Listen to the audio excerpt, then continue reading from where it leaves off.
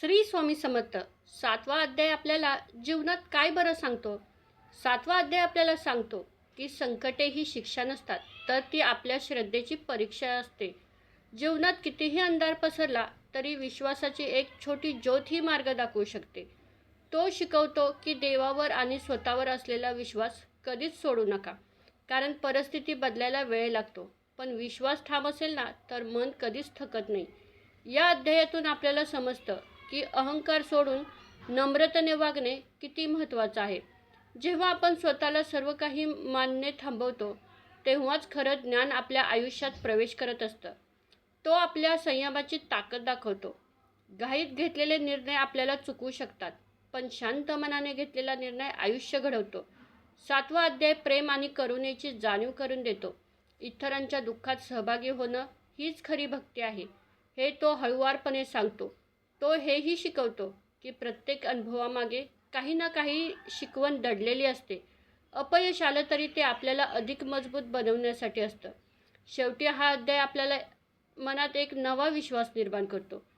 कितीही वादळ आले तरी स्वामी आपल्या पाठीशी आहेत आणि योग्य मार्गावर आपण चालत आहोत. 7वा अध्याय आपल्याला सांगतो, संकट म्हणजे शेवट नाहीये, तर ती नव्या सुरुवातीची चाहूल आहे. घरात अडचणी आल्या, मन खचलं तरी विश्वास तोडू नका, कारण अंधार जास्त गडद झाला की समजा प्रकाश जवळ आला आहे. हा अध्याय शिकवतो, अहंकार सोडा, संयम ठेवा आणि स्वामींवर विश्वास ठेवा. आपण एकटे नाहीये. प्रत्येक वेदनेत, प्रत्येक अश्रूत स्वामी आपल्या सोबत आहेत. म्हणूनच लक्षात ठेवा, वादळ कितीही मोठं असलं तरी श्रद्धा ठाम असेल तरच किनारा नक्की मिळतो. चला तर आपण 7व्या अध्यायाला सुरुवात करूया.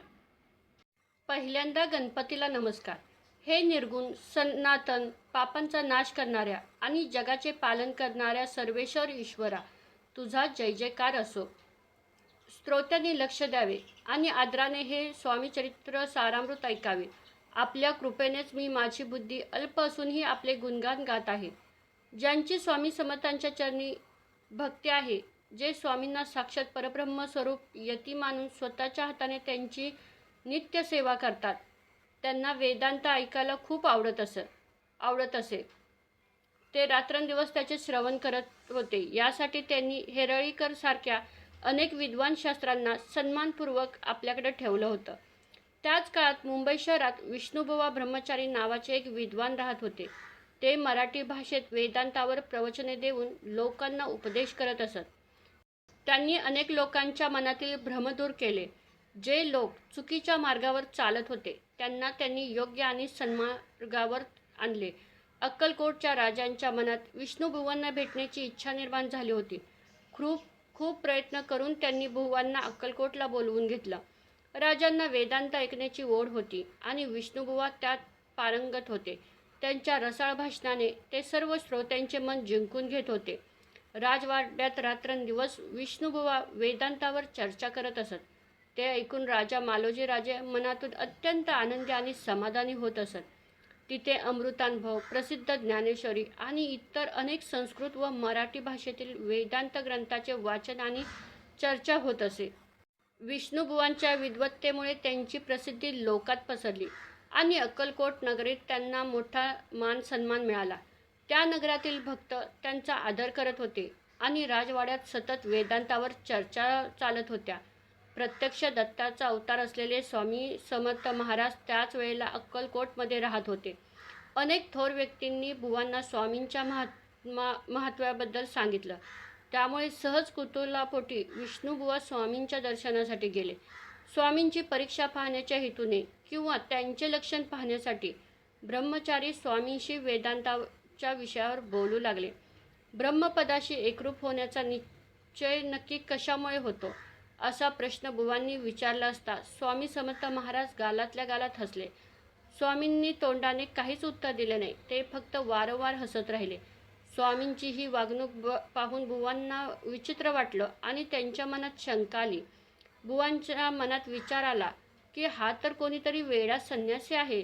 लोक विनाकारण याच्या भक्तीला लागले आहेत आणि याने फक्त ढोंग मांडले आहे.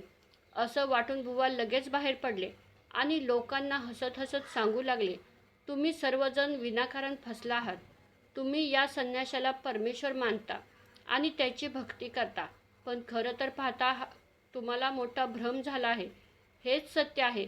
तुमचे अज्ञान पाहूनच यांचे ढोंग वाढले आहेत. यांना वेदशास्त्रांचे काहीच ज्ञान नाही आहे, असं बुवा म्हणाले.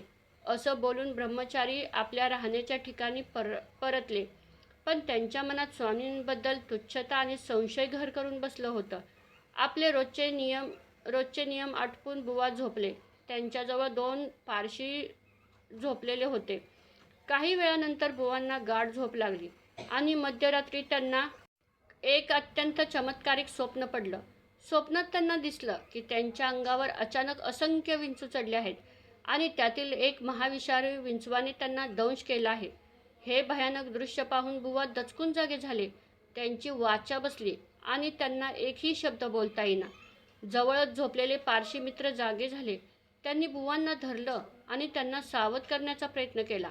बुवांचे हृदय जोरजोरात धडधडत होते. त्यांनी आपले स्वप्न मित्रांना सांगितले. तेव्हा ते म्हणाले, यात काही एवढं? अशी स्वप्न तर अनेकांना पडतात. दुसऱ्या दिवशी बुवा पुन्हा स्वामी महाराजांच्याकडे गेले.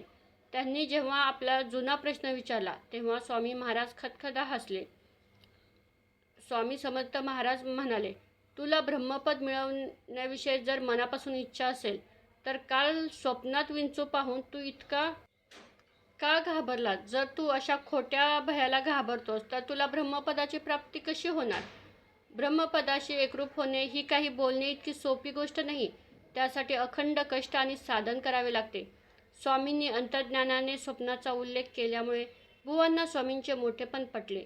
त्यांनी तात्काळ स्वामींचे पाय धरले. त्यांचे डोळे भरून आले आणि कंठ दाटून आला. त्या क्षणापासून त्यांची स्वामींवर श्रद्धा बसली.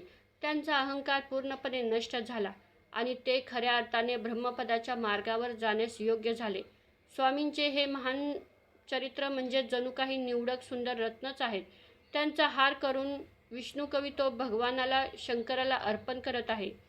अशा प्रकारे तुम्हाला वेगवेगळ्या कथा या श्री स्वामी चरित्र सारामृतामध्ये ऐकायला भेटतील. हे श्री स्वामी चरित्र सारामृत श्री स्वामी समर्थांच्या चरणी अर्पण करूया. 8वा गोड अध्याय येथे पूर्ण झालेला आहे. या अध्यायातून आपल्याला फक्त एवढं मिळतं की केवळ पुस्तकी ज्ञानाने अहंकार वाढतो, पण जोपर्यंत मनातील भीती आणि मीपणा जात नाही ना, तोपर्यंत ईश्वराच्या ज्ञानाची प्राप्ती होत नाही. स्वामींनी विष्णुबुवांना त्यांच्या स्वप्नाचा दाखला देऊन त्यांचे डोळे उघडले. चला तर मग पुढचा अध्याय पुढच्या भागात बघूया.